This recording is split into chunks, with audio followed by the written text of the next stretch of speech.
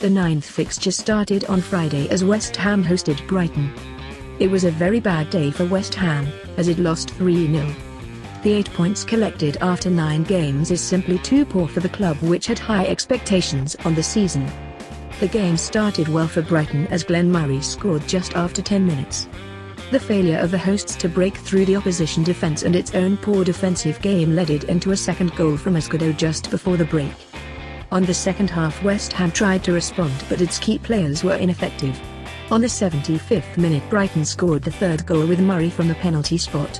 Things are going pretty well for Brighton during the last games. The 11 collected points don't mean much, but for the moment is something that relieves great pressure for the relegation battle. On Saturday, the day started with the game between Chelsea and Watford. The hosts had 2 straight defeats in Premier League and a home draw in Champions League prior to the game, while Watford was coming from a big win against Arsenal. An amazing goal from Pedro put Chelsea in front after just 12 minutes.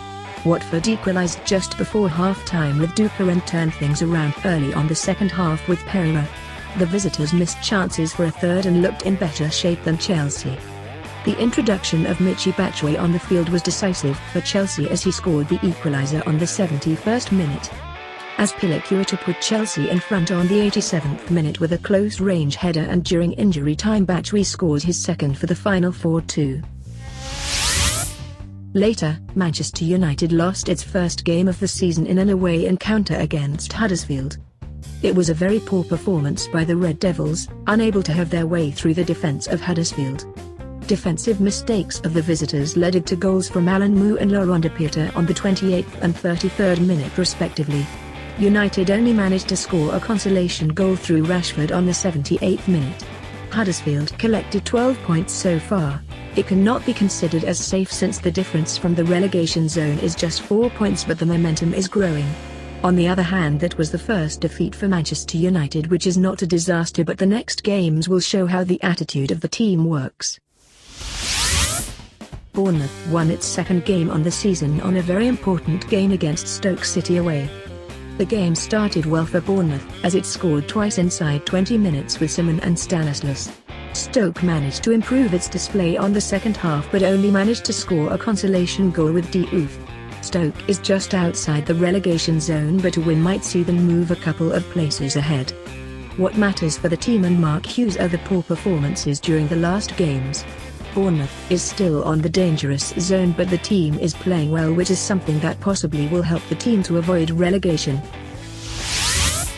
Manchester City took advantage of the defeat of its local rivals and moved 5 points ahead by winning Burnley 3-0 at home. Burnley gave a hard time to the hosts, but a controversial penalty on the 30th minute put the citizens in front. Sergio Aguero scored his 177th goal for the club and equaled the record of Eric Brook, which stood since 1939. The visitors were still holding well, and it was not until the 73rd minute, when Otamendi headed home, that Manchester City finally felt comfortable. A minute later, a third goal came from Leroy Sane and everything looked fine for the hosts. City is doing very well so far in both Premier League and Champions League, but the season is still at its primary stages, so there is no space for complacency. Every game is important, and the fact that there is a 5-point difference means nothing at this point. The first game with Michael Appleton in charge ran very well for Leicester as it won Swansea 2-1 away. Federico Fernandez scored an own goal on the 24th minute and Leicester got in front. With Mirrors on a good day, Leicester scored the second on the 49th minute when the Algerian crossed for Okazaki. Swansea responded with a goal 7 minutes later with Mawson and could have equalised during the dying moments of the game, but the effort of Routledge just missed the target. It was a vital win for Leicester, which moved out of the relegation zone, and this win might give the whole team a boost for the next games. At St James Park, Newcastle won Crystal Palace 1-0 with a late goal from Miguel Marino. The visitors fought hard to have a positive result, but found a very well-organised team as Zaha and Townsend were not able to create chances. A chance from Loftus-Cheek to win all 3 points on the 80th minute was wasted, and 6 minutes later Marino gave the win to Newcastle. The Magpies have moved on the 7th place with 14 points. Given that the difference between the teams is very small, nothing is granted. What we have watched from Newcastle, however, shows that there will not be any relegation troubles and possibly will battle for a top 10 finish. On the other hand, Crystal Palace remains at 3 points and still needs to win at least 15 more points during the next 10 games. On the last game of Saturday, Southampton hosted West Bromwich on a game where the Saints had the better chances. Ben Foster had an amazing performance for West Bromwich, saving several attempts of the hosts. He was unable to stop the solo effort of Sofiane Boufal on the 85th minute though, as the Moroccan scored the winner on a deserved victory for Southampton. It was only the third win for Southampton during the season, as the team must lift its spirits in order to achieve its targets. West Bromwich shows good defensive abilities, but this is not always enough. The team will definitely need to win more points on games like these, as it has to win since the second fixture. On Sunday, Arsenal travelled to Goodison Park to face Everton. The Gunners were heading on the game after a last-minute defeat from Watford during last week and a win against Red Star in Belgrade on Thursday for the Europa League. Everton had a draw last week against Brighton and had a defeat against Lyon for the Europa League. Both teams needed the win, but it was Arsenal which showed more quality and better character, as the game ended 5-2 for the visitors. Everton got in front with Rooney on the 12th minute, but Arsenal put much pressure on the Toffees and equalised with Munreal before half-time. 8 minutes into the second half, Ozil scored for Arsenal, and things got worse for Everton when Gaia received a second yellow card on the 68th minute. 3 more goals from Lacazette, Ramsey and Sanchez followed for Arsenal, while Niasse scored one back for Everton. Koeman is on a very difficult position as his team fell into the relegation zone and the general display and form of his team is very poor.